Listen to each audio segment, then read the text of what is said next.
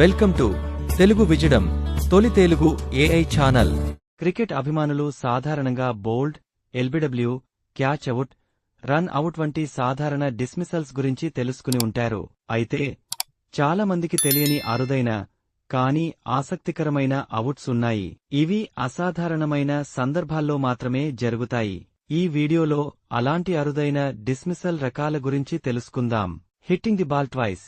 Batsman ఒకసారి shot ఆడిన తర్వాత మళ్లీ అదే బంతిని కావాలనే తన బ్యాట్ లేదా శరీరంతో ఎక్కువ రన్స్ సాధించడం కోసం తాకితే ఇది హిట్టింగ్ ది బాల్ ట్వైస్ అవుట్గా పరిగణించబడుతుంది.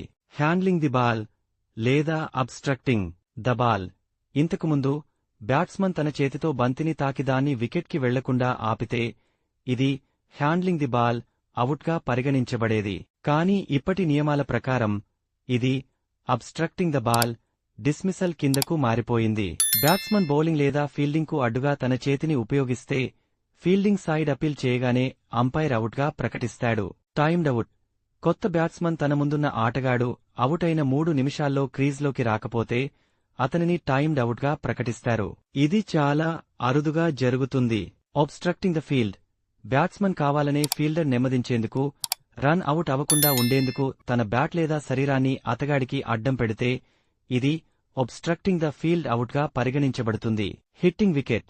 బ్యాట్స్మన్ షాట్ ఆడే సమయంలో లేదా పరుగెత్తే సమయంలో అనుకోకుండా తనే తన వికెట్ను కూల్చితే అతను హిట్ వికెట్ అవుట్గా పరిగణించబడతాడు. Retired out.